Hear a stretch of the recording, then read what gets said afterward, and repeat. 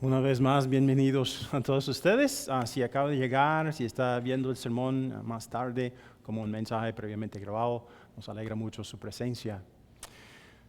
Después de que se tumbó el muro de Berlín en 1989, se dice que el hombre más odiado de Alemania, porque eso estaba en Berlín, Alemania, que dividía la gente en dos países, este y oeste, ¿verdad? El hombre más odiado en Alemania aparentemente fue Erich Honecker, el ex dictador comunista de Alemania del Este.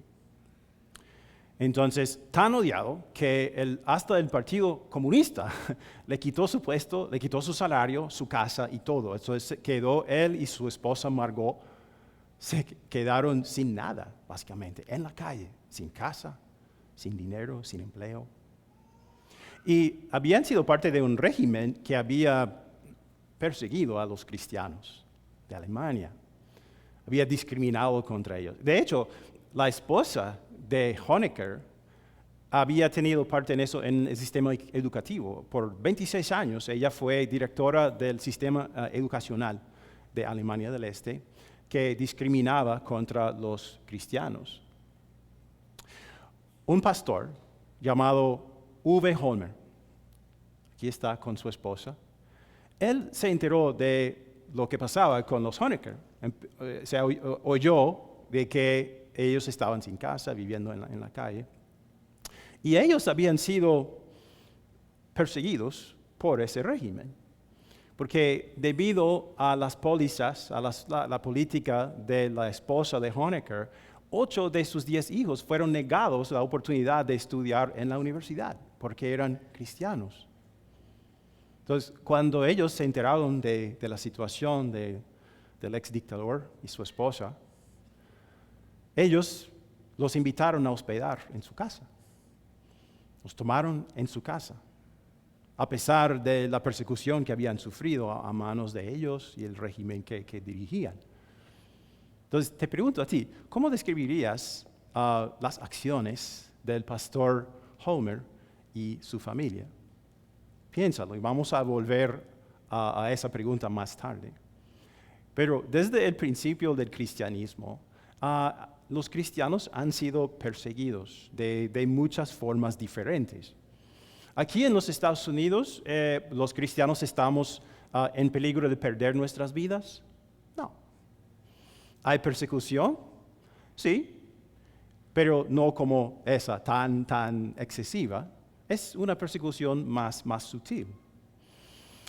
Si sigues las noticias de Estados Unidos o escuchas de lo que está pasando en ese país, sabrás que hay un movimiento de personas que quiere evitar la ofensa, quiere que nadie sea ofendido por nadie. Entonces, aunque la Constitución del país garantiza la libertad de expresión, quieren restringir la expresión para que tus palabras no puedan ofender a esa persona.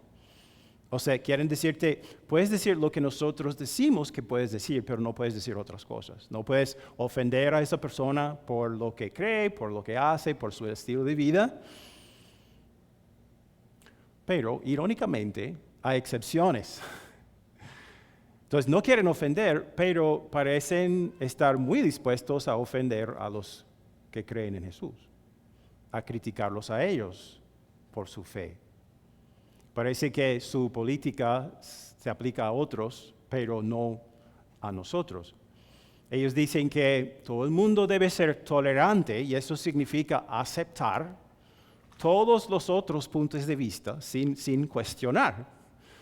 Pero eso aparentemente no incluye nuestro punto de vista. ¿Cómo podemos vivir en una sociedad que cada año se vuelve más o menos cristiano? Que no quiere ser ofendido, pero quiere ofendernos a nosotros. Podríamos sorprendernos al saber que nuestra situación no es tan diferente de la situación de Pedro, el apóstol, y las personas que recibieron su primera carta. Porque yo creo que ellos también decían a veces auxilio, me siento muy ofendido por la manera en que la gente me trata, porque soy discípulo de Cristo. nosotros podemos sentirnos así también. Así que podemos sacar mucho provecho de lo que Él nos dice en el tercer capítulo de su primera carta. Voy a empezar con el versículo 13. Él dice, y a ustedes, ¿quién les va a hacer daño si se esfuerzan por hacer el bien? Dichosos si sufren por causa de la injusticia. No teman lo que ellos temen, ni se dejen asustar.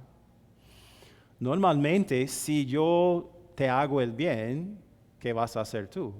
Hacerme el bien, ¿verdad? Si hago el bien, las otras personas me van a tratar bien también, pero no necesariamente, no todos los tiempos. Y Pedro dice aquí que a estos cristianos que es posible que la gente te trate mal por hacer el bien. ¿Pero a qué se refiere? El bien a qué se refiere, él explica un poco más en el capítulo 4 de la misma carta. Dice, dichosos ustedes si los insultan por causa del nombre de Cristo, porque el glorioso Espíritu de Dios reposa sobre ustedes. Dice que la gente quizás te criticará, te insultará, te ofenderá por ser discípulo de Cristo, por creer que Jesús es el Hijo de Dios y tu Salvador, y por tratar de vivir como un discípulo de Cristo, hacer el bien, obedecer los mandamientos. Parece ilógico, pero dice que eso va a suceder. Y cuando Pedro escribió esta carta, los cristianos que vivían dentro del Imperio Romano estaban empezando a ser perseguidos por los gentiles, o sea, por los romanos. Pero no fue una persecución muy abierta, o sea, no estaban como nosotros, no estaban en peligro de perder sus vidas todavía, pero podían recibir insultos, calumnias, críticas fuertes de la sociedad en la que vivían, porque su fe era muy diferente de las creencias de las otras personas a su alrededor. Ahora, la situación en los Estados Unidos aquí es semejante a lo que ellos sufrieron. No estamos en peligro de perder nuestra fe, pero somos objetos de otra clase de persecución, quizás un poco más sutil. Esto se vio recientemente en el debate sobre el aborto, ¿verdad? ¿Qué hizo la Corte Suprema? Dijo que la Constitución de Estados Unidos no garantiza el derecho a un aborto y cada estado tiene que decidir. Entonces, eso suscitó, mucha controversia, ¿verdad? Entonces, algunas personas, por ejemplo, algunas personas pro aborto están dispuestas a debatir ¿cuál sería la palabra? Pacientemente o sin emoción ese asunto. Pero muchos otros realmente insultan las personas que tienen otro punto de vista. De hecho, mi esposa y yo estábamos viendo un programa de televisión hace unas semanas y quedamos ofendidos por algo que dijeron, porque describieron a los cristianos como literalmente los monstruos esos que aman los fetos y odian las mujeres. Wow, soy un monstruo. No odio las mujeres, pero sí creo que se debe preservar la vida a toda costa. Pero ellos dicen que soy un monstruo, eso ofende.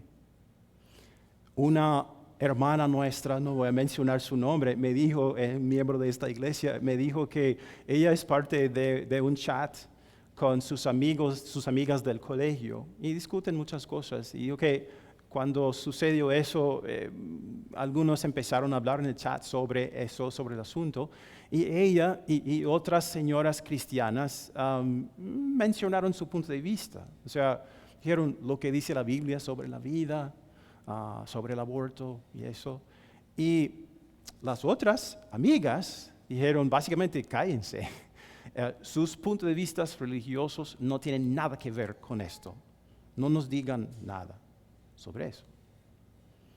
Conozco un señor cristiano que, se convirtió al cristianismo y ya no practica la religión que siempre ha practicado su familia. Y dice que, no, ellos no me han botado de la familia, pero me siento como un extraño en la familia. ya no me tratan igual como antes. Eso es algo ofensivo. Conozco jóvenes cristianos que quieren seguir a Jesús, quieren ser sus discípulos, vivir según la ley de Dios, honrar a Dios con sus vidas, pero es difícil, porque muchos de los jóvenes a su alrededor quieren vivir de otra manera y quieren que ellos participen. Entonces, ellos dicen que no voy a participar en esas cosas y pagan un precio, porque pierden oportunidades sociales. Para los jóvenes eso es muy importante, pueden perder amigos, pueden ser ridiculizados por su fe. A veces resulta que no tienen muchos amigos, porque la mayoría quiere hacer esas cosas. Eso puede ofendernos. Hay muchas cosas que nos pueden ofender como cristianos. Y escuchar a una persona insultar a Jesús o criticar nuestra fe nos va a ofender. Pero, ¿qué dice Pedro sobre nosotros? ¿Cómo deberíamos vernos a nosotros mismos cuando somos insultados, ofendidos? Él dice esto, ya lo escuchamos. Dichosos si sufren por causa de la justicia. Dichosos, bendecidos. ¿Cómo? ¿Por qué? Quiero usar una ilustración.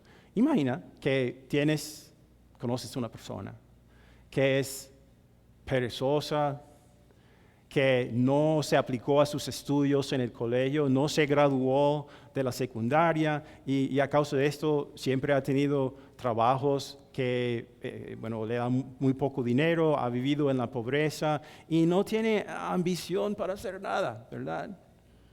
Pero te critica a ti por haber estudiado, por haberte graduado de la secundaria, ido a la universidad, por tener un buen trabajo y por tener una buena casa.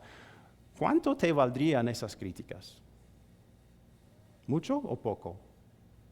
Muy poco, ¿verdad? Que me critiques entonces. Tus críticas realmente no tienen ningún sentido y no me hacen ningún daño. Y creo que podemos pensar en las críticas de los que no creen de manera similar. Va a decir, ok, ustedes pueden criticarme, insultarme por mi fe. Pueden insultar a Jesús, pero Él es mi Salvador y por medio de Él tengo bendiciones que no se igualan en este mundo. Por medio de Él tengo todo. Tengo el cielo. Tengo todo. Soy bendecido en todo momento por este Dios que me ama, que se sacrificó a sí mismo por mí, que promete el cielo, que me promete que el cielo está esperándome. Así que realmente tus críticas no significan mucho para mí. Bueno, pero, ¿cuál es la reacción natural cuando una persona nos insulta? Cuando un ser humano insulta al otro, ¿cuál es la reacción natural? Insultar a esa persona, ¿verdad? Eso pasa a todos nosotros. ¿No te ha pasado? Alguien te insulta, entonces tú haces lo mismo o peor. Pero el Espíritu Santo nos ha dado una nueva naturaleza y no tenemos que reaccionar así. En el versículo 15, Pedro dice, más bien, honren en su corazón a Cristo. O sea, cuando esto te suceda, honren en su corazón a Cristo como Señor. Estén siempre preparados para responder a todo el que les pida razón de la esperanza que hay en ustedes. Cuando alguien nos ofende a causa de nuestra fe en Jesús, tenemos que recordar quién es. Él es nuestro Salvador. Por medio de Él tenemos todo, tenemos bendiciones eternas. Él también es nuestro Señor, que dirige nuestra vida cada día con su amor y con su poder, de la manera que Él quiere para nosotros. Él es el que nos salvó. Y también es el que quiere que todos sean salvos, hasta las personas que nos odian. Entonces, Pedro dice que cuando somos insultados por ser seguidores de Jesús, en vez de tomar venganza, represalias, podemos usarlo como una oportunidad para defender nuestra fe y para expresar nuestra fe a la persona que nos insulta. O sea, vale mucho saber lo que uno cree, pero también la forma en que hablemos es muy importante. Porque en el versículo 16 dice esto, pero háganlo con ¿qué? Con gentileza y respeto, manteniendo la conciencia limpia, para que los que hablan mal de la buena conducta de ustedes en Cristo se avergüencen de sus calumnias. O sea, el cristianismo no se trata de forzar a las personas a tratarnos bien. Se trata de tratar bien a las personas, respetar a las otras personas, si creen en Jesús o no, con la meta de que ellos conozcan a Jesús. Y a mí me parece que esto tiene impacto. ¿Qué tiene más impacto? ¿Insultar a una persona que te insultó a ti o bendecir a una persona que te insultó? Creo que este tiene más impacto. No es la respuesta normal. ¿Y quién es nuestro modelo a imitar? Jesús. Él dice en el segundo capítulo de su carta, Jesús no cometió ningún pecado, ni hubo engaño en su boca. Cuando proferían insultos contra él, no replicaba con insultos. Cuando padecía, no amenazaba, sino que se entregaba a aquel que juzga con justicia. Cuando Jesús fue crucificado, ¿qué pidió a su Padre para los que lo crucificaban? Perdón. No devolvió insulto por insulto. Entonces, Él es nuestro modelo a imitar. Es decir, nuestro Salvador, nuestro Señor, por medio de quien tenemos todo, nos da ese ejemplo de responder de otra manera cuando las personas nos ofenden a causa de nuestra fe. Muchas personas en este mundo están aferrándose a falsas esperanzas, pero nosotros como cristianos tenemos verdadera esperanza. ¿Cuál es? En el versículo 18, él dice, porque Cristo murió por los pecados una vez por todas, el justo por los injustos, a fin de llevarlos a ustedes a Dios. Él sufrió la muerte en su cuerpo, pero el Espíritu hizo que volviera a la vida. Nuestra esperanza, y bíblicamente una esperanza, muchos de ustedes saben esto, una esperanza es algo que tendremos en el futuro. ¿Cómo sabemos que lo tendremos? Porque Dios nos lo ha prometido. ¿Cuál es nuestra mayor esperanza como cristianos? El cielo. Dios nos ha dicho, es tuyo por la fe en Jesús. Es tuyo. No lo tienes ahora. Todavía vives aquí, pero algún día vivirás en un mundo perfecto. Después de la resurrección de los muertos, tú vivirás en ese mundo. Esa es nuestra esperanza. Y eso nos ayuda a lidiar con todos los problemas que tenemos en el mundo, sabiendo que algo mejor me espera. ¿Por qué? Por Cristo. Pedro dijo, Él murió por los pecados una vez por todas. Por mí, por ti, por todas las personas del mundo, por las personas que nos critican y nos insultan y nos ofenden. Dice, el justo por los injustos. ¿Qué hizo Jesús? Él es justo, yo soy injusto. Él es perfecto, yo soy pecador. Pero ¿qué hizo Él? Él se hizo mi sustituto, tu sustituto. Él recibió mi castigo y tu castigo. Y ahora vivimos con el gozo cada día de saber que Dios nos perdona por haber tenido miedo de vivir como un cristiano en este mundo, por haber tenido miedo de expresar mi fe, por temor a lo que los incrédulos podrían hacerme a mí.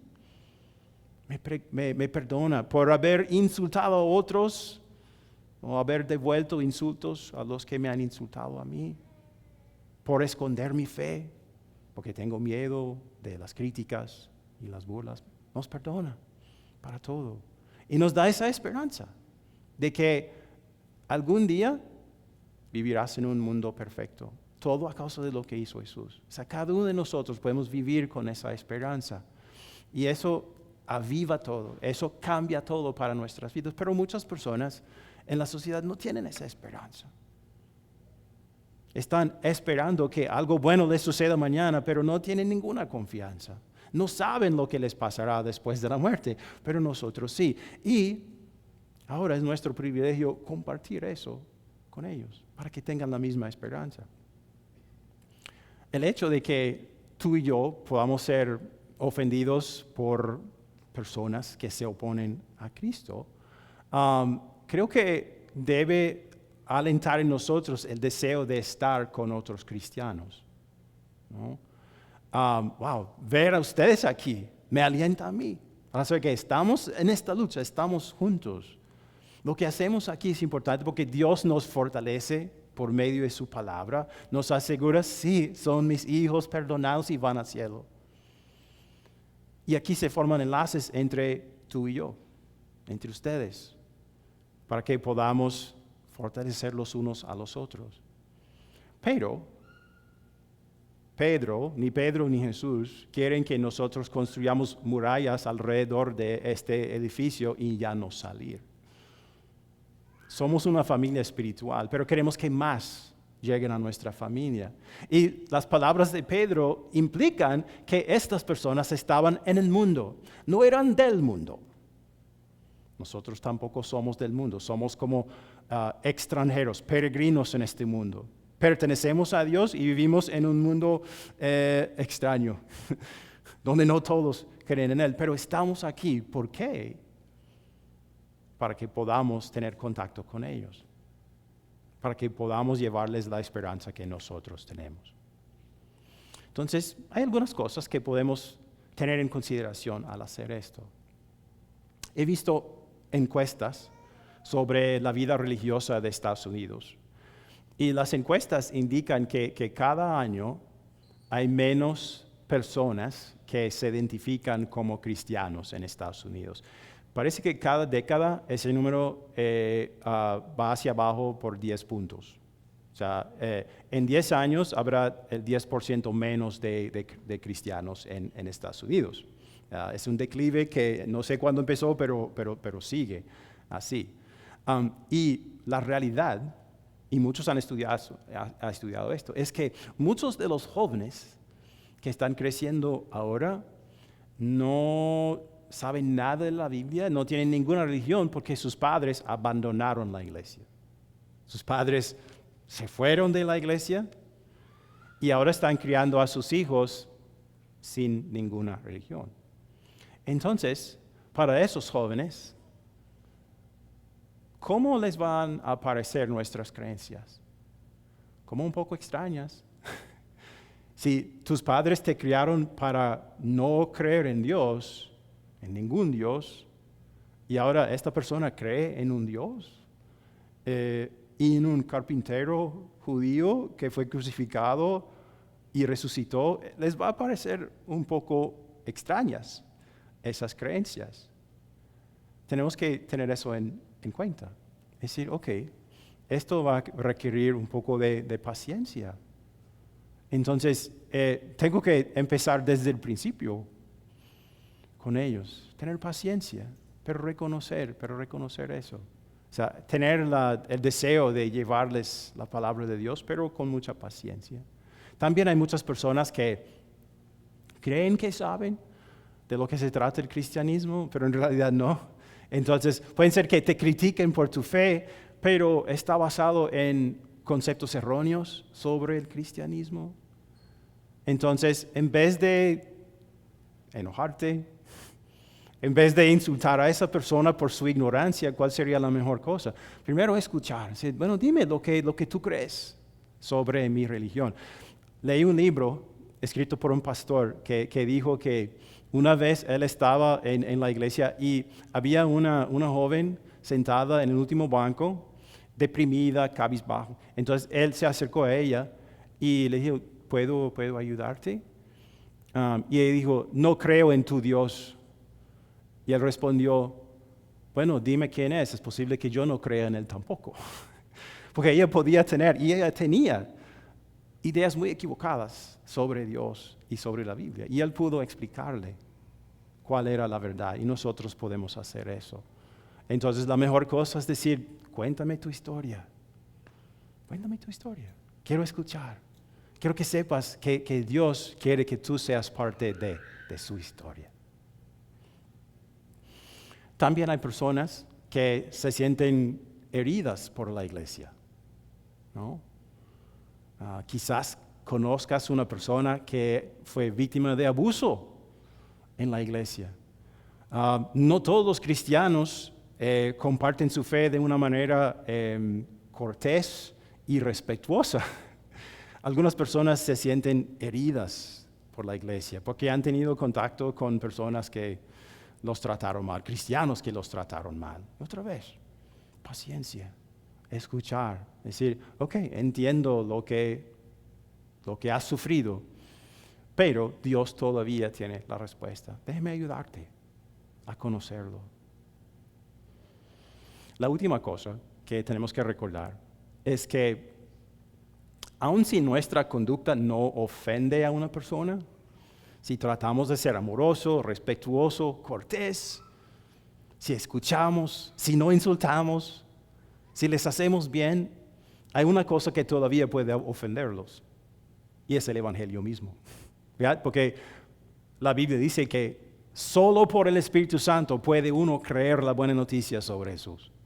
Y nuestra naturaleza pecaminosa considera que el Evangelio es una ofensa. Entonces, si la persona queda ofendida por el Evangelio, no es nuestra culpa. Pero que nunca se ofendan por nuestra conducta. Pero nos dice, haz el bien. Trata a todos de la manera en que Jesús las tratará. Y si ellos rechazan el Evangelio, entonces eso no es tu culpa. Al principio de este mensaje, les conté la historia del pastor Holmer y su esposa que hospedaron a sus enemigos, el ex dictador de Alemania del Este y su esposa, que habían discriminado contra ellos como familia y personalmente. Ahora te repito la pregunta, ¿cómo describirías las acciones de ellos?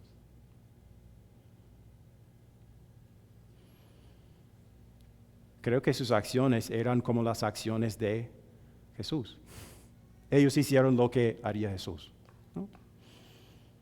Aunque esas personas los consideraban enemigos. Cuando somos confrontados por personas que nos consideran enemigos, quienes nos ofenden o nos rechazan porque creemos en Jesús, ¿cómo responderemos nosotros? Espero que respondamos como Jesús respondería. No queremos que ellos sean nuestros enemigos, ¿verdad? Queremos que sepan y crean que Jesús es su mejor amigo. Y pueden ser nuestros amigos también, para siempre. Que Dios nos ayude a hacer esto. Amén.